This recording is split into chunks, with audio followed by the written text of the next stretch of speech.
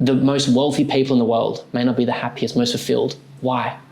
Because internally, they're not their best friend in that way. They're not. It's their inner voice. And I don't think there's one or the other. It's not that you got a good person and a bad person talking. It's what's the relationship you have with yourself.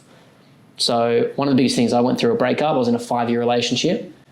I wasn't friends with myself during my relationship nor my life. I didn't know that.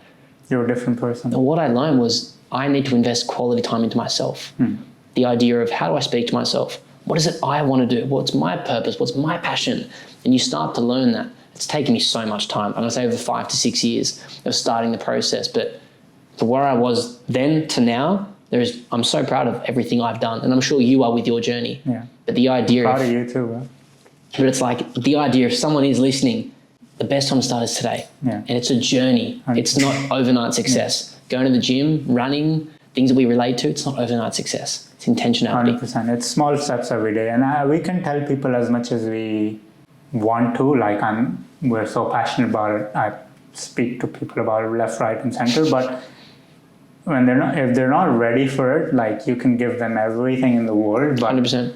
if they're not ready to receive that, then they won't receive that. And that's the bitter truth that I've had to realize, because I push this information a lot to my siblings as well, but it's not received in that manner. Do you know what I mean? But yeah, that's what I realized. Like, you can do things with as much authenticity and intensity and passion, but if the other person is not ready to receive it, then like coming back to like what you said as well, like meeting them there. And that's the big thing I've noticed as well. And I think you've spoken a few times about it as well, like that filling that gap, like, you know, making it, sharing it with people in a systematic way with solid backing and, you know, small mental reps that they can do.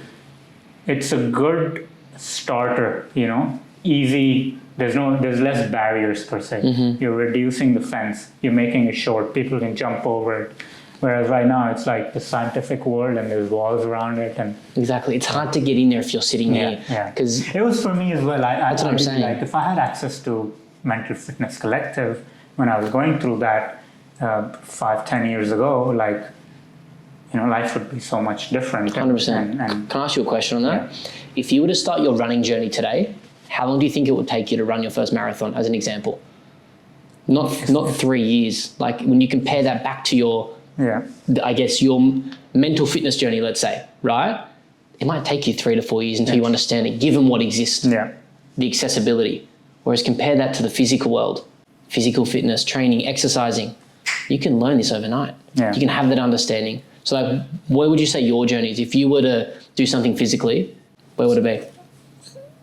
I don't quite. For the example, like it took you 3 years for example, for you to understand the educational side and your experience. Yeah. If you had no knowledge about running, and I know you love running, I also love running. But running is physical, right? Yes. Yeah. So from that lens, say you had never run before, really, right? You knew you see everyone online running. It's not going to be a lot because there's so much access to it. People are talking about it. You see the benefits. You see your peers. I think the biggest thing is your peers. Like if you're a mix of 5 people around you on average, there's caveats to this statement, but essentially there is some truth in that. And if your peers are doing it, you're more likely to do it. Like we're primal beings, essentially, our mammalian brain. You go with the tribe, right? That's why, like, when you stand out, like, physiologically, your body is literally thinking you're dying, which is why it's so uncomfortable to stand out and be outside the tribe or to be the odd one out, essentially. So yeah, I think in what you're saying, in the mental realm of side of things, there's not enough information. People don't talk about it as oftenly. There's stigma, stereotypes around it, mental health. Like, it's not a part of everyday life. Yeah, it's not.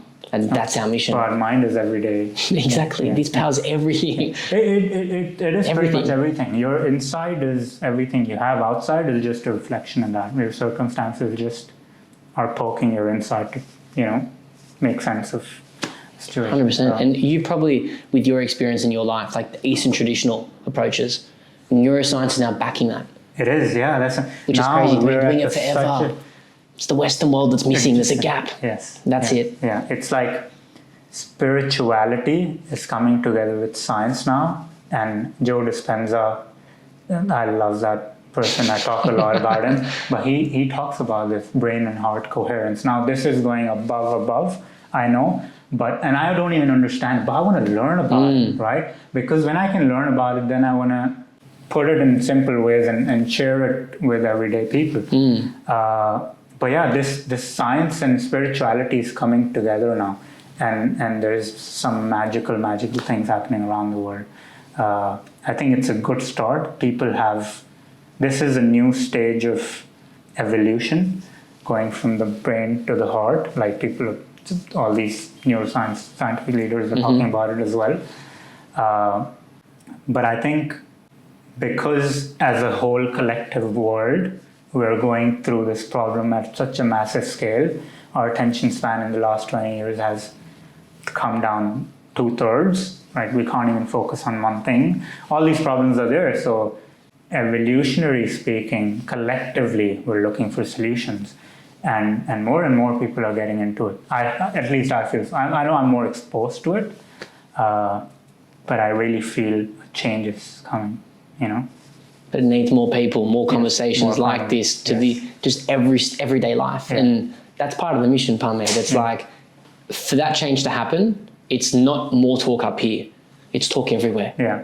And how do we do that? 100%. It's making it attractive, making it to the point where if you're working on your mental fitness, if you're doing it and I'm doing it, it's language that makes sense. Yeah. It's accessible.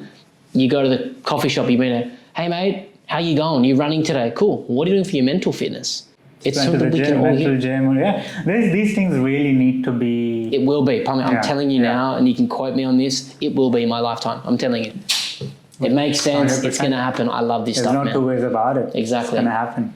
No, I love that, man. That's why I love what you're doing so much. It's truly a gift, and I'm honored to witness it and go through it. There's one more study I want to share with you. I appreciate you, and I love you, bro.